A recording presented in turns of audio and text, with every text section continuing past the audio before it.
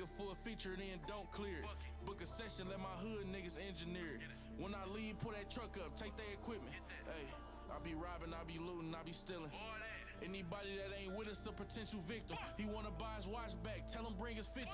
When he pull up, take the money, rob whoever with him, bitch. If you ain't with the squad, then you free game. I'm done giving passes to these sweet things. Catch you coming out the jeweler, get a free chain. Make you buy this bitch back for double what you paid, nigga. If you ain't with the game, then it's open season. You don't love us, we don't love you either. Give me everything, I swear to God I need it. Get high rapper. The Man Hour. You already know. It's live. It's raw. It's going down. Like this. I'm going around and letting everybody know that they welcome to the show. It's the latest thing you ever seen, you already know. Let me introduce you to your host of the hour. It's me, Mike and Mike. Yeah, it's the Man Hour. Got the hottest plays, all the breaking news. Every rumor, every trade, every breaking bruise. Tighten knuckle screws, yeah, it's going down. Have you saying what the fuck and never watered down? It's going down, I'll be rolling up. And if you buy it or you sell it, then you made the cut. Watch me flip it back, I can double up. I got Sriracha for that ass, I'ma burn it up. Gotta check the rules and know that if you fair foul. Ref blow the whistle, coach throw the towel. We can do this on the field or outside the line. It's the Man Hour though, now we going live. And what is up, everybody? Michael Buckasher here with the Mike and Mike Man Hour live, raw, uncut sports talk. Coming on you on the Friday edition. The NFL Pick'em Week 7 edition is here. We are live strictly on the YouTube page today, youtube.com/Mike and Mike Man Hour. So if you're there, welcome. We're also going live on TikTok for a little bit and Facebook. So if you guys are watching us on there, come over to the YouTube channel and join us live over there. If you're going to miss any part of the show whatsoever, this will be re-aired on the allaccesssportsnetwork.com, noon edition, East Coast time, or you can find us on iTunes, Spotify, or iHeartRadio as well. Man, last night we had the after hours, obviously. Great debate with Wayne G. Was Nolan Ryan a top 10 pitcher of all time? In theory, they both said yes, but in theory, they both said no at the same time. So if you're curious of what I'm talking about, head over to our YouTube page, hit that subscribe button, and rewatch if Nolan Ryan is the top 10 pitcher of all time, and you know exactly what I am talking about. But before we get too carried away in today's show, we got some more logistics to take care of. Head over to the MikeandMikeManHour.com. Pick yourself a nice, fresh hoodie. I wear this hoodie almost everywhere. It is not a thick hoodie. It is one of those lightweight hoodies, so perfect for this time of year. We also got beanies because beanie season is coming up, or a toboggan or a stocking cap, what do you want to call them? The thing you go on your head, keep your head warm. We also got dad hats. Dad hats are in stock. The dad hats are the ones that are, that come pre-bent, right? So you don't have to worry about doing the flat bill thing or anything like that. So, I mean, we have some action-packed Week 7 stuff happening. But before we get too carried away, I know, pump the brakes a little bit, Mike. I'm just excited to pick the games, to be honest with you, because the Steelers versus Titans, this is the most anticipated, possibly the most overhyped game of all time. So I can't wait to break down that game. But if you're watching us live on the YouTube channel, we have started a poll over there in the chat. We'll be breaking down the Raiders Tampa Bay game here in a second, if the game even happens. What am I getting to? Stay tuned after the break, and we will break down that game. But there's a poll going over there. Should the Raiders-Buck games be played? So to vote, just simply put exclamation point vote yes or exclamation point vote no. It's pretty self-explanatory like over there, and hopefully our admins over there are, if you have any questions, just pipe in, and the Man Hour admin will help you out over there. But let's flash back to last night's game. No, not Trump versus Biden, although that was a pretty good game. I'm talking about the New York Giants taking on the Philadelphia Eagles. I have some people that I'm close with that are huge Philadelphia Eagle fans, and I was watching his Snapchat story early this morning, you know, getting ready for the show and stuff, and he was hyped, right? But I mean, it was a great game. So the Philadelphia Eagles pulled it out 22-21. Like I said, it was going to be a close last-second game, right? But I'd also said the Philadelphia Eagles were going to win, and the Giants were going to cover the spread. So that's a win-win-win in my book. There, I made a little bit of money. But the story of the game is the New York Giants were up 21-10 with 5 minutes left in that game. You heard me right. The New York Giants were up 21-10 with 5 minutes left in the game. Danny Dimes, as people like to call him, throws his deep pass, and the wide receiver alligators the arms. If he would have caught it, probably would have iced the game because that probably would have put him up 28-10 at that point, 27-10 at the very least, if they would have missed an extra point. But the Giants kicker is usually pretty spot on, even though the rest of the team isn't. But they ended up putting, and Carson Wentz does Carson Wentz things, earning that top pay in all of NFL, leading the team back, got a touchdown, got another touchdown. So, yeah, did his thing, right? Did his thing. But they end up winning 22-21 in the end, a couple two-point conversions. After the bedoggled. How do you say that? After they fucked up the last 2-point conversion last week versus the Baltimore Ravens. But I'm going to bring out some theories here, some thought processes here. Let's say this game was played the way it was, right? If Saquon Barkley was in this game for the New York Giants, this game would have been iced with 5 minutes left in the game. You give Saquon the ball, give him a couple first downs, bada bing, bada boom, that game is over. No questions asked, no ifs, ands, or buts about it. You give it to the best running back in all of NFL, and this game is over. But he's not. I mean, the Giants are riddled by injuries. Daniel Jones was the leading rusher for 92 yards. Should have been 100 yards, but he stumbled on that old turf monster at the 10, breaking an 80-yard. It should have been an 88-yard touchdown run, but that's near or there. They scored the next play, anyways. Carson Wentz threw for 359 yards. They also had a great receiver come out and play. Scored me 17 fantasy points last night. His name's slipping my mind right now for some reason. I don't know why. Maybe because it's early. Shit, who knows? But nonetheless, I am sick and tired of people referring to the NFC East as the NFC least. The Philadelphia Eagles are a good football team. Are they great? No. They're not great at all. The Dallas Cowboys, a good football team. Are they great? No. But these teams are going to be war of attrition. They're going to be battle-tested getting into the playoffs. I said it yesterday, and I'm going to stick to it again today.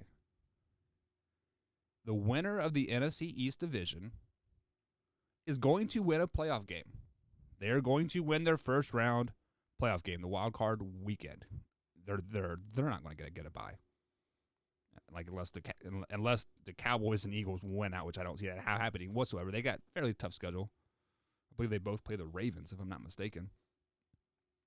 But I'm telling you, the NFC least, as they like to call it, air quotes there, they are not the NFC least. The NFC East is still a pretty good conference. Are they top 5? Probably not. From top to bottom, probably not. But they're not dead last by any means. The AFC East is probably dead last. Let's be honest. It's been for many, many years. The Patriots have carried that conference much like Alabama and LSU has been doing to the SEC over the last couple years. 10 years, let's say. Oh, you are shocked by that?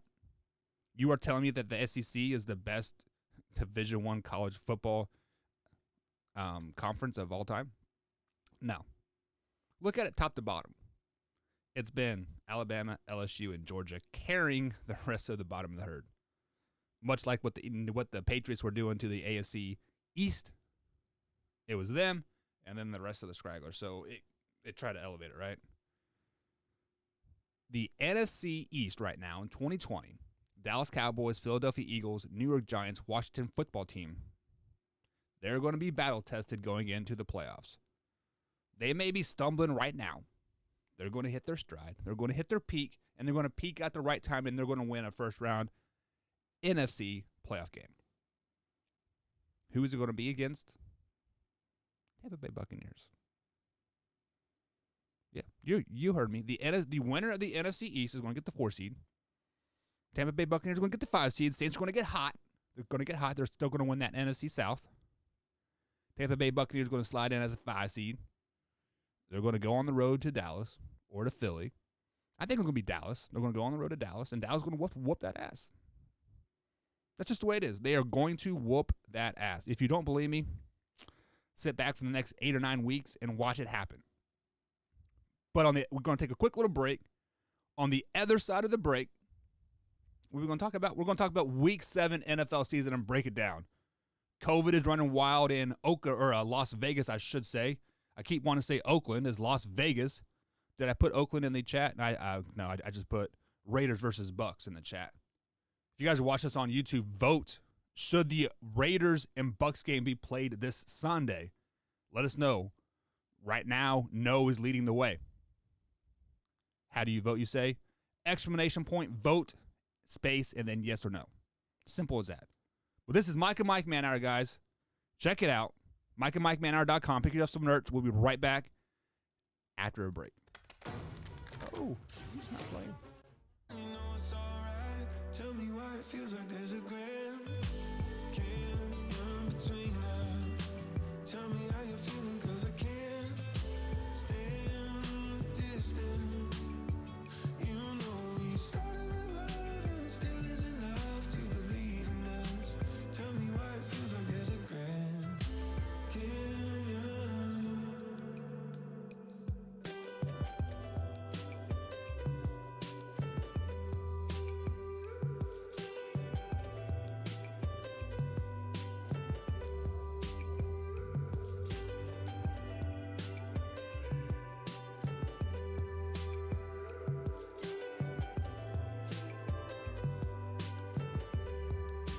Tell me why it feels like there's a grand canyon between us. Tell me how you're feeling, 'cause I can't stand the distance. You know And welcome back to the Man Hour, guys. Michael Buckhouse here, live, raw, and uncut sports talk. During the break, the old admin over there on the Man Hour page started to go off about the Raiders game a little bit. And Shadow Gamer, thank you for tuning in, man. We saw you last night on the After Hours as well. Thank you for being a loyal fan and checking us out every chance you can get. Definitely really appreciate that. So be sure to vote in the vote as well, Mr. Shadow Gamer there. So right now, no is leading the way. So should the Raiders be playing this week versus the Bucks? But let's go ahead and break it down, guys. Week 7 is upon us. Like I said, the Philadelphia Eagles won last night, 22-21. Joshua, thank you for the like. Over the New York Giants. But now it's time to really dive deep into Week 7. What is really going on over here in the football world? Robin, thank you for the like. Man, we got some likes rolling in, guys. Definitely appreciate that. If you guys are watching us on YouTube, be sure to hit that like button and subscribe button as well. 5 days a week, Man Hour. Usually 1 p.m. East Coast time, Monday through Friday. Got After Hours, 10 p.m. East Coast time. And starting in soon, Man Hour AM. Tim, thank you for the like as well, brother. With that being said, guys, the first game that we're going to break down, the Detroit Lions take on the Atlanta Falcons. This game has all the makings of being a dumpster fire game. Let's be honest. The Detroit Lions are 2-3 on the season. The Atlanta Falcons are 1-5. The Falcons had a huge win over the Minnesota Vikings last week. I say huge win because they needed to win. Like, let's just be flat out honest. The Atlanta Falcons needed to win with their new intern head coach. The Detroit Lions, they have me scratching my head. I had them picked to go 10-6 this season to win that division. Week 1, they gave up a 17-point lead versus the Chicago Bears with like 3 minutes left in the game. They gave up a 21-0 lead to the Green Bay Packers. They beat the Cardinals, a very, very good Arizona Cardinals team that I have making the playoffs. And then they give up a 14-point lead to the New Orleans Saints. And then they beat the Jaguars. Who really cares about the Jaguars? Like, let's be honest. This whole Gardner Minshew mania bullshit is so overrated. Gardner Minshew might be my next most hated player behind Lamar Jackson. But like I said, the Detroit Lions travel to Atlanta this week to take on Matt Ryan and the boys. This game has, I don't know. Atlanta is picked to win per the the Football Power Index by 60%, 60 to 40%. So they are basically picked to win. There is a 2.5-point spread in favor of the Atlanta Falcons as well. I think the Detroit Lions go in there. Let me write this down. I'm going to pick the Lions. I think they're going to go into Mercedes-Benz Stadium, and they are going to flat out wax Atlanta Falcons' ass. They are going to go in there, and they are going to bend over and say, "Who is your daddy?" in the first half. Did you hear that? In the first half. Second half, the Atlanta Falcons make a little comeback, but the Detroit Lions have learned from their previous mistakes, and they come back and they hold off the Atlanta Falcons, and they win. 35-33 is that final score, moving us into the next game. The Cleveland Browns traveling to Cincinnati, Paul Brown Stadium, to take on the Bengals. Joe Burrow and the Bengals. Joe freaking Burrow. Cleveland Browns are 4-2 on the season. Cincinnati Bengals are 1-4. They tied against the Philadelphia Eagles. Joe Burrow has kind of been on this woo train, right? He's had a couple 300-plus yard games, but he's also been sacked like 90 times in 6 games or something ridiculous like that, right? I think he's averaged like 6.6 sacks a game or something ridiculous. The Browns are favored by 3 points in this game. But did you guys hear what I said about the Browns? They are 4-2. The Browns are 4-2, but they might be the worst 4-2 team that we have ever seen in all of NFL history. If you would listen to the media talk about them, I'm talking like ESPN, FS1, NFL channel, etc., you would think this team is 0-16 again. That ship of the Cleveland Browns is sinking, and it is sinking fast. They're talking about benching Baker Mayfield, their starting quarterback. Talking about benching him. He has 10 touchdowns on the season, along with 6 interceptions. But that's not the strength of the Cleveland Browns this year. The strength of the Cleveland Browns is a running game. Kareem Hunt right now is leading the way with 387 yards. Yes, Nick Chubb should be there, but he's on injured reserve. He should be back next week, I do believe, if I'm not mistaken. But with all that being said, when I say the Cleveland Browns are the worst 4-2 team ever, because they are one loss away from this thing literally blowing up in their face. When the Cincinnati Bengals beat the Cleveland Browns this week, when they beat the Browns this week, you heard me right, the Cleveland Browns are going to implode. Odell Beckham Jr. is going to be shipped off. There's, 9 days before the trade deadline. Odell Beckham Jr. is going to be shipped off. There's some players out there that could use, or there's some teams out there that could use a player like Odell Beckham Jr., a highly overrated wide receiver. Let's be flat out honest about it. Houston, Green Bay, Miami. There are teams out there that could use his services. Baker Mayfield's going to be benched for Case Keenum.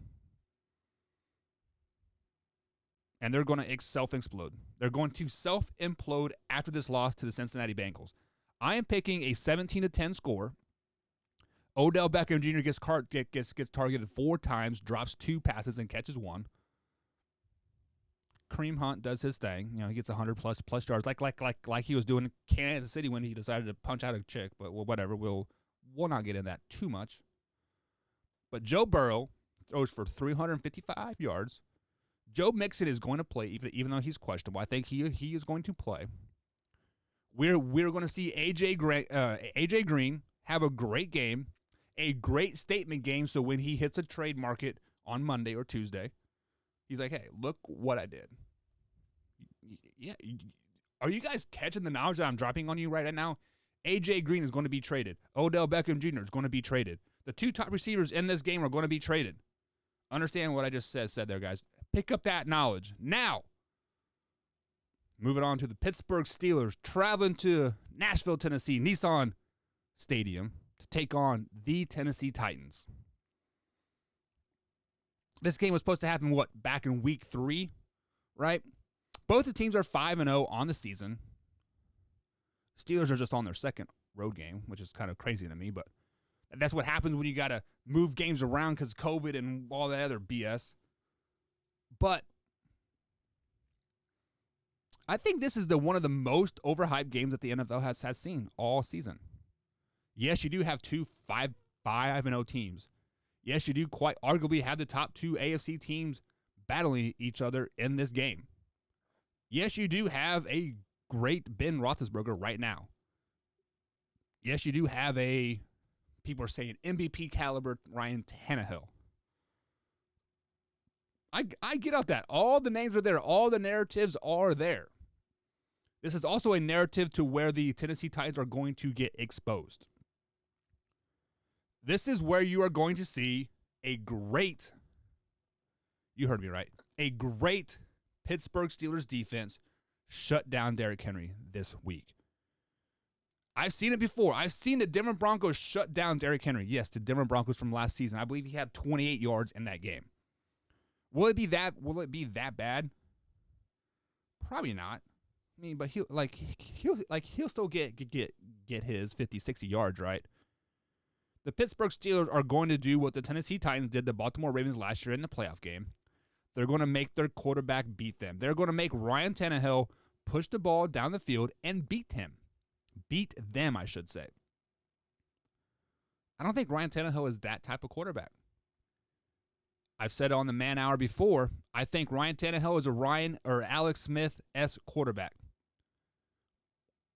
You're scratching your head like, well, what do you mean? Alex Smith was not a quarterback that was going to win you games, but he was not going to lose you games either.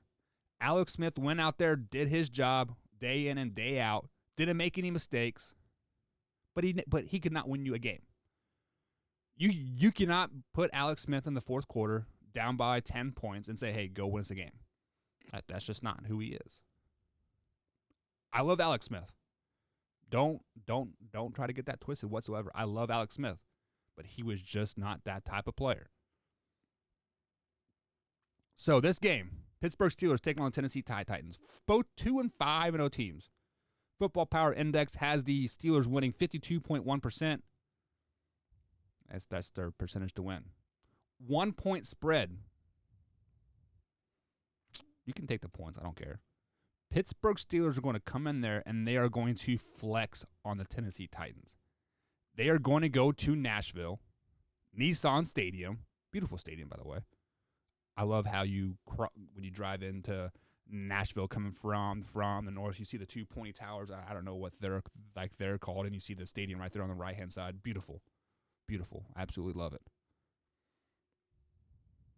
But Pittsburgh Steelers 42. 4-2. 42 to 21. This game is not even close. Pittsburgh Steelers is by far the superior team. Tennessee Titans is the worst 5-0 team out there. The worst undefeated team out there. Give me the Pittsburgh Steelers in this game and give it to me big. 42-21 is that final score. Moving on to the next one, we have the Carolina Panthers traveling to New Orleans. Mercedes-Benz Superdome taking on Drew Brees and the mighty, mighty New Orleans Saints. My question is, Michael Thomas going to even play? I mean, week 2 he sprained his ankle, sat out for three weeks. Week 5 versus the old Detroit Lions, he got sat out because he got in an altercation with like a teammate violating team rules, yada yada yada. Teddy Bridgewater has something cooking over there in Carolina. Think about how good they would be with Christian McCaffrey right now. So when Christian McCaffrey comes back in a few weeks, I don't know if he's coming back or not. To be honest with you, I can't remember what his injury was. But Teddy Bridgewater needed Christian McCaffrey to be out this season so he could grow as a player, grow with the team, and they figure something out besides the running game and dump it off to Christian McCaffrey, right? So next year when Christian McCaffrey is 100% healthy and the Carolina Panthers are going to be a dangerous team because Teddy Bridgewater knows how to win without Christian McCaffrey. You add a talent like Christian McCaffrey back on that team. Bada bing, bada boom. 10 wins next season. Carolina Panthers. Mark it down right now. October 23rd, 2020. I said it. But the New Orleans Saints is we talked about the Cleveland Browns being a sinking ship, right? I think the New Orleans Saints are a sinking ship. I think the New Orleans Saints are taking on water right now, and they don't know to whether to let the ship sink. They don't know to whether to grab buckets and start throwing water like overboard, or they don't even know how to fix a hole.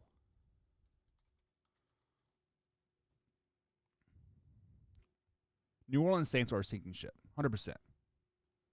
Do I think they win this week versus the Carolina Panthers? I don't know.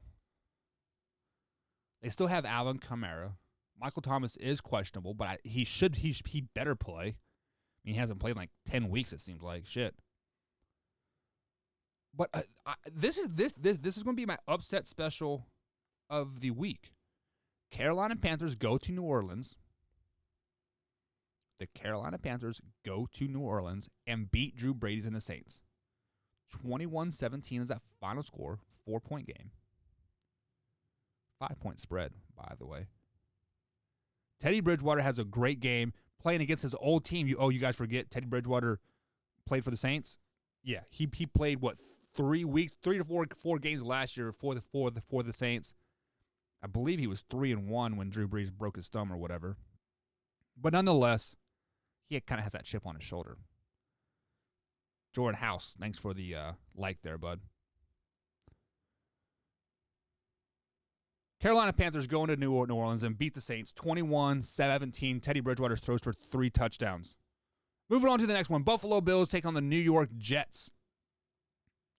Do we even talk about this game? Do we really even talk about this game? Shit.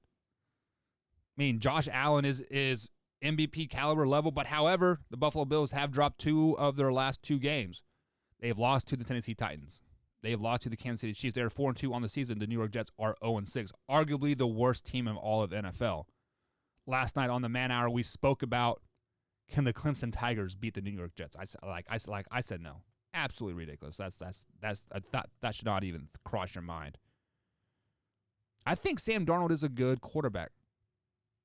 Yes, he has only 3 touchdowns and 4 interceptions on the season. But they also have Adam Gase as a head coach. We've seen what Adam Gase does as a head coach. He sucks in Miami. He's sucking in New York. Buffalo Bills win this game. Josh Allen rights the ship again. And you can never count out a division rivalry type game, an interdivision game. So it is going to be close because, it is a division rival pissed off. They know each other inside and out, yada, yada, yada. But the Buffalo Bills win this game 17-10. 17-10, Buffalo Bills win. We're going to take a quick little break, guys, for the allaccesssportsnetwork.com. Get us some money on the flip side. Head over to MikeandMikeManHour.com, guys. Pick yourself some merchandise. We got stickers, hoodies, and T-shirts over there. MikeandMikeManHour.com. This is Man Hour, live, raw, and uncut sports talk. Stay back after the break, guys. We got Cowboys, Green Bay, Tampa Bay to break down still in the Week 7 NFL Pick'ems. We'll be right back. Tell me why it feels like there's a grand canyon between us. Tell me how you're feeling, 'cause I can't stand the distance. You know we started with love and still isn't enough to believe in us. Tell me why it feels like there's a grand canyon.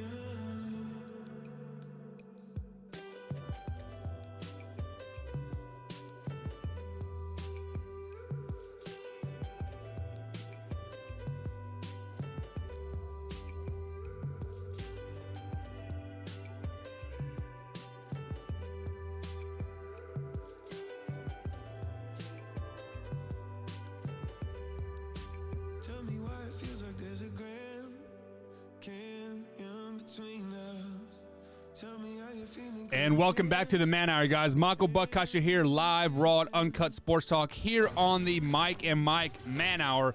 Head over to mikeandmikemanhour.com. Pick yourself up some merchandise, guys. Got hats, T-shirts, and hoodies over there. If you don't like any of that stuff, we also have a donation page. You can drop a donation as well.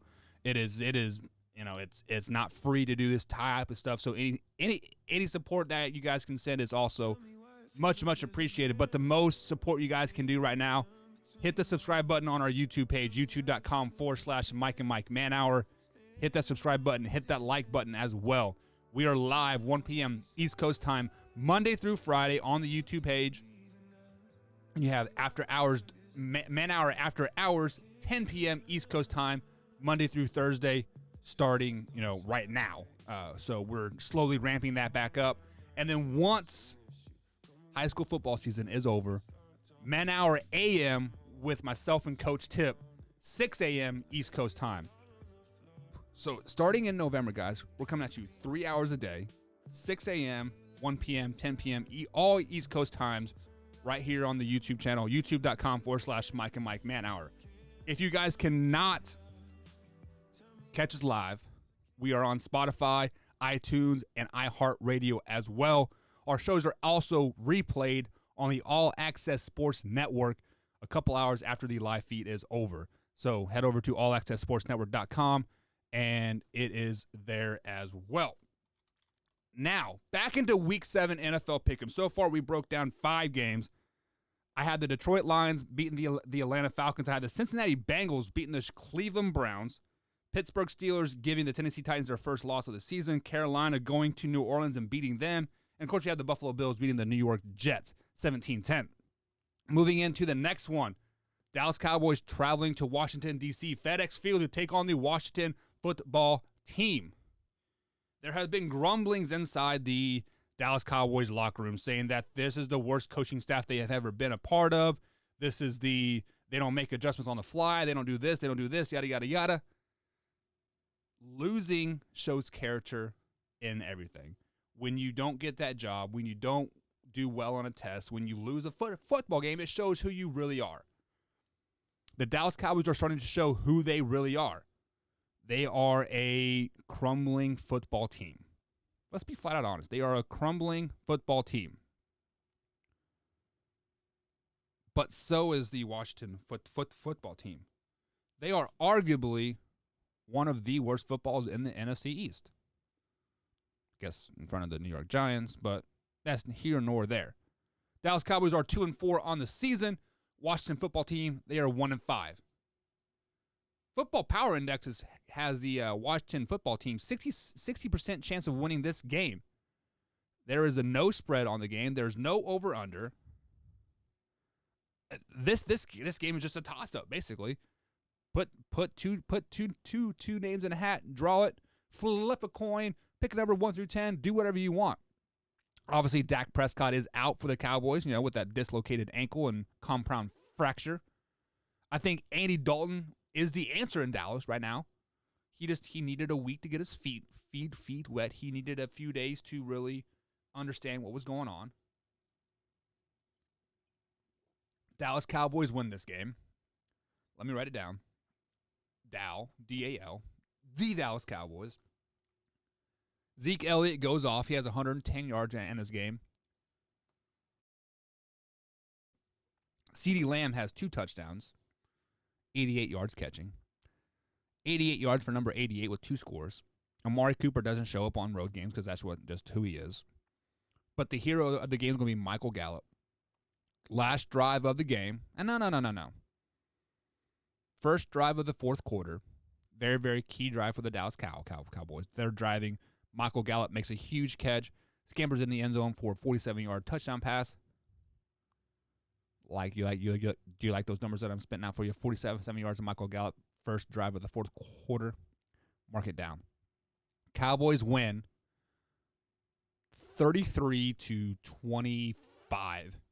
is that final. We'll do it an 8-point game. 8-point game. I would like to see Alex Smith jump in this game at some point. So Dallas Cowboys beat the Washington football team 33-25 is the final score. Moving on to the next one, we have the Green Bay Packers and Aaron freaking Rodgers traveling to NRG Stadium in Houston to take on the Houston Texans. Houston Texans got their first win the last week. They're 1-5 on the season. Green Bay Packers are 4-1 on the season after suffering a pretty nasty loss to the Tampa Bay Buccaneers, but that is just a fluke. That was just a fluke. The Green Bay Packers are arguably one of the best teams in the NFC. I think they have them at number 2 per the All Access Sports Network Power rankings from Matt Benz from Benzy's Bits. Aaron Rodgers and the Green Bay Packers and Aaron Jones and Lazard and all those boys, they're going to go down to Houston there and they're going to wreck shit. Let's be flat out honest. Talking about sinking ships, the Houston Texans ships, they have the vessel. It is already underneath the water, and the ship's getting ready to break in half, just like the Titanic did. They have all their wide receivers on the market. They say, "Hey, we want to trade these boys." Everybody is for sale. Everybody is for sale in like Houston, and that is just not a good way to play football when you don't know if you're going to have a job by tomorrow. Jason, thank you for the like. Appreciate it. Green Bay Packers going to Houston, and then they play a competitive game because let's be honest, the Houston Texans are playing for the next contract at this point, so they want to get theirs. But when you are playing for yourself and trying to get yours, you don't play inspired team football. So the team in the end is going to lose. Green Bay Packers win. Let me write it down. GB. Green Bay Greg. What's up, man? GB wins 31-17 is that final score. Green Bay Packers win. Now, the game that we are talking about, if you are watching us on YouTube, there's a poll. Should the Tampa Bay Buccaneers and the Las Vegas Raiders game be played this week? Tampa Bay travels to Las Vegas this week to take on the Raiders. Allegiant Stadium, beautiful stadium, by the way. Beautiful stadium. If you haven't got a chance to see the pictures of it yet or anything, absolutely breathtaking. But the reason why we were asking if this game should be played or not is because the whole offensive line for the Las Vegas Raiders, the whole starting 5, are quarantined right now. Trent Brown tested positive for COVID-19. He was not wearing his tracing bracelet, so they didn't know who he was around and whatnot. Well, I mean, he was around the freaking offensive line, right? Come on now. We know who he was around. But supposedly they weren't wearing their mask and whatnot, yada, yada, yada, so they quarantined the whole offensive line out of precautionary. So they haven't been practicing all week. They've been in quarantine since Tuesday, if I'm not mistaken. They're going to come to the facility Sunday morning and do the rapid testing stuff and see if they are able to. If they test negative, they can play. If they test positive, they obviously can't play. So the reason why I'm asking should they even play this game is because we've seen the NFL push a game back a day or two. Kansas City Chiefs versus the forgot who they played now, but it was that Tuesday night game. I mean, we've seen it. They push games back all the time. This is COVID year. They do what they want, right? But the reason why I'm asking this is, let's say this was the Tampa Bay Buccaneers offensive line. Tom Brady, their quarterback. Would there be a question if this game would be played? Tom Brady would be raising all types of fits if this was the Tampa Bay Buccaneers, and they're even considering playing this game with this whole offensive line out. Newsflash: they only dressed 8 offensive linemen each game. So your whole starting 5 is out. You only have 3 backups that are that is compatible with that. That's been working with that quarterback Carr. Going to bring a couple guys from the practice squad, slide in a tight end, a defensive end over there. Who knows, right? The reason why this game is happening is because the NFL, they know if they have to move this game, the NFL season is in jeopardy. Let's be flat out honest. If they have to move this game, the NFL season is in jeopardy. Point cut, simple as that. I mean, we saw that the Pittsburgh Steelers and Tennessee Titans had to move their Week 3 game, and it affected 16 other games. 16 other games. Absolutely crazy. You move this Tampa Bay Raiders game, it's going to affect, in theory, 16 more if you're process of elimination, or whatever you want to call it. The reason why this game is not being canceled is because it is not the Tampa Bay Buccaneers that are being affected. It is not the New England Patriots that are being affected. It's not the Green Bay Packers that are being affected. They are not Super Bowl. It's not Seattle that's being affected. It is not these top ranked teams that are being affected. It is the lonely Las Vegas Raiders. Let's just be frank about it. If this was any other team, Kansas City Chiefs, even my Kansas City Chiefs, they would have canceled this game or postponed it or moved it or whatever you want to call it. This game would have been canceled, moved, etc. If this was anybody else but the Raiders, that's just the way it is. But with all the news that is being said, the whole offensive line being quarantined, yada, yada, yada, I'm picking Tampa Bay to win this game.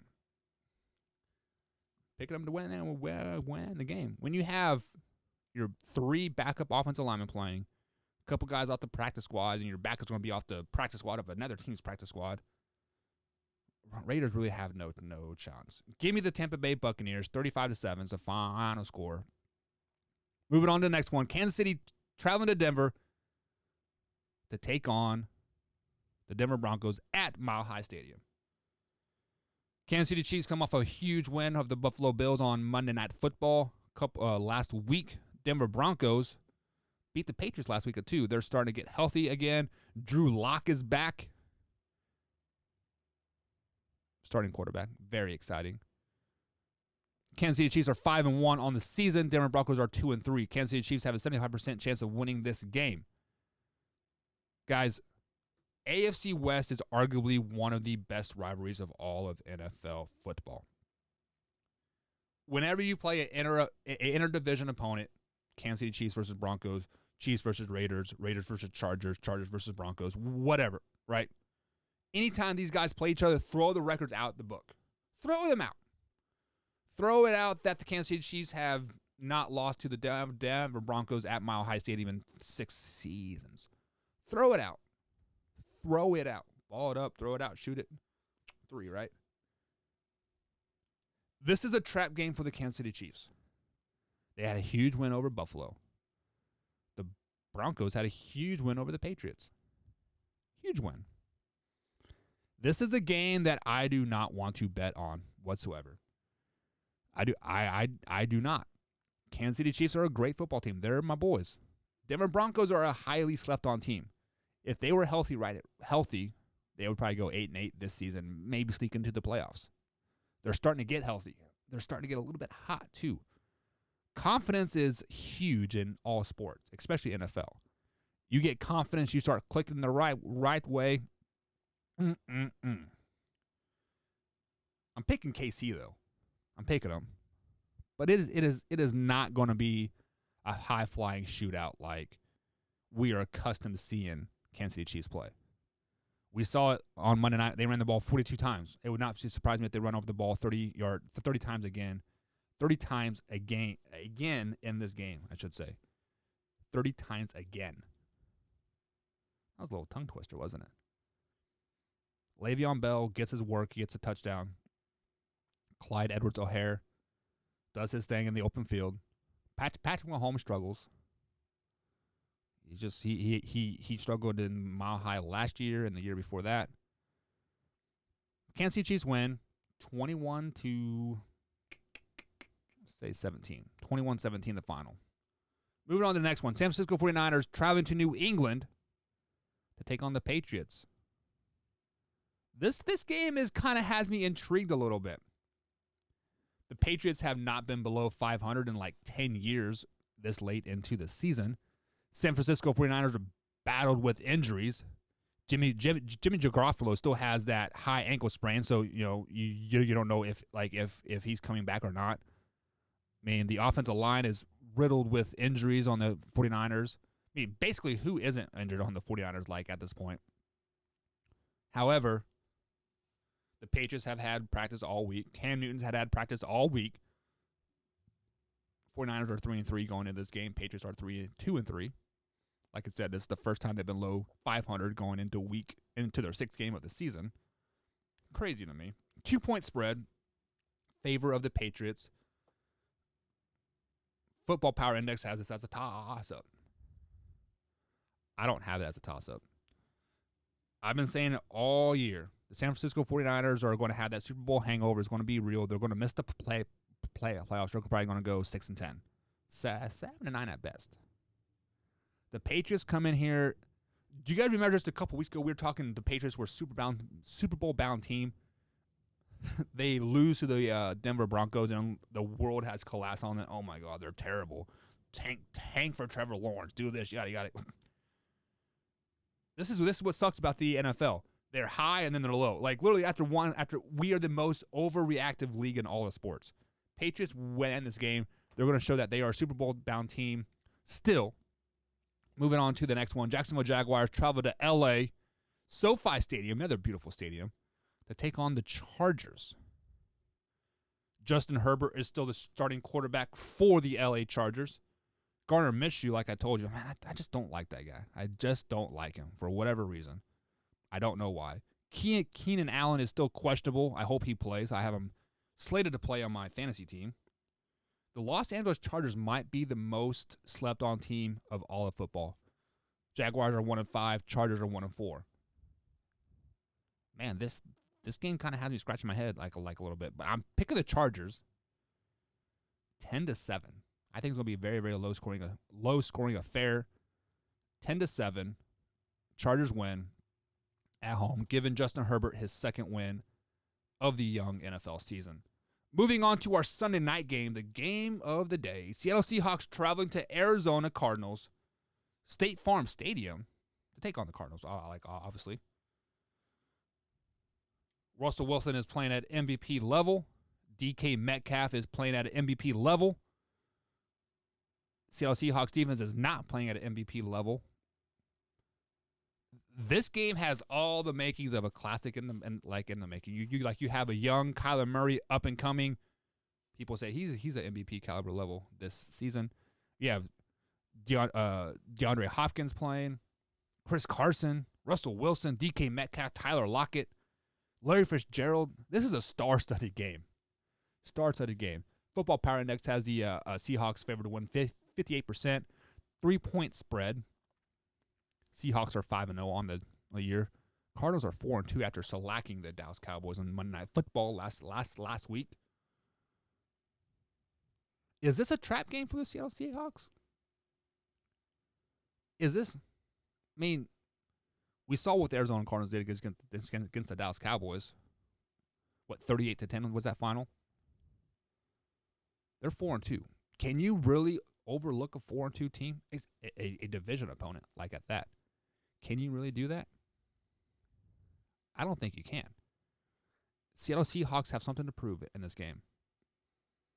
They have something to prove in this game. Russell Wilson is going to step up and do his thing. He is the MVP of the NFL this season so far. I'll give it to him. The Man Hour gives Russell Wilson the MVP this season so far. 7 weeks into the season. 6 weeks into the season, I guess I should say.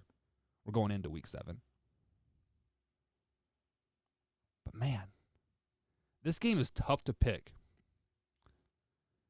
Because we saw the Arizona Cardinals lay a brick against the Detroit Lions. Then we see them dominate the Dallas Cowboys. Then we see them struggle against the Carolina Panthers.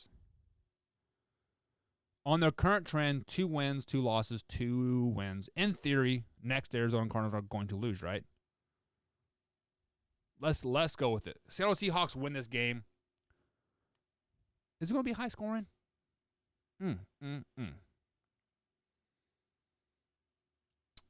41-28 is the final score. No. 41-31 is the final score. Seahawks by 10. Give me the Seahawks. Russell Wilson goes off again. Another 4-touchdown game for him. Russell Wilson is just the greatest quarterback right now in all of NFL, and he's going to show it this week. He's better than Aaron Rodgers. He's better than Patrick Mahomes. He's better than Tom Brady. Better than Cam Newton. Better than Big Ben and him kind of might be not neck and neck a little bit. Get the nod into Russell Wilson still. But nonetheless, give me them in this game. What did I say? 41-31 is the final score. 10-point game. But it's that time. It is that time. That'll bring us to the 2-minute warning. And it is that time, guys, for the 2-minute warning. The Man Hour 2-minute warning today, Michael Buckheiser's 2-minute warning, is I want to flip back to COVID again. If you guys watched the presidential debate last night, you should have. If not, jump on YouTube and watch it again. But the whole aspect of the whole thing was all about COVID. COVID. We are seeing it affect the NFL again. The Raiders versus the Tampa Bay. They have 5 guys quarantined because of COVID, right? It is just weird to me to how it transpires from state to state to state, team to team, whatever, right? What am I referring to? Alabama. Nick Saban. I believe Tuesday of last week, he tested positive for COVID-19. He tested positive.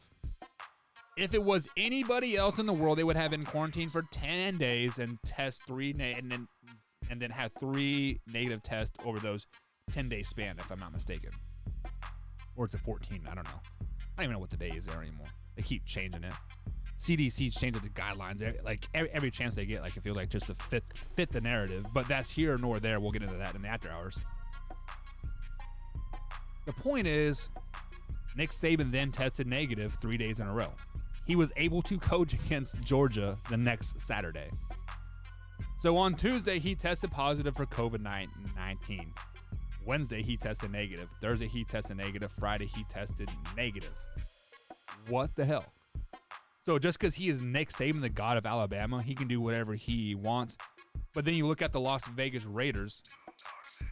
Those other 4 offensive linemen didn't test positive. They tested negative, but they're quarantined until Sunday morning. How does that make any sense to me? How does it make sense to anybody at this point?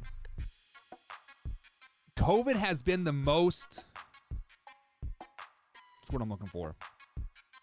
The most jacked up situation I have ever been a part of. One person says one thing, this person says this thing. Yes, I know it's new, whatever, yada, yada, yada, right? Back in March, they say masks don't help. Now, in October, masks are mandatory everywhere you go. It doesn't make sense.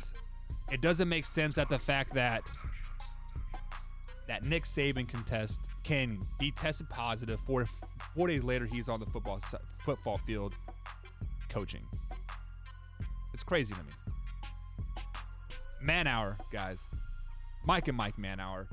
Man Hour AM. Man Hour After Hours. Coach Tip, Mike LeBlanc, Brandon Combs. We're all here. The gang's all here. MikeandMikeManHour.com, guys. Check us out.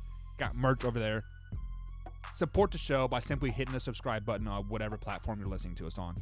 Spotify, iTunes, iHeartRadio, YouTube, Facebook as well.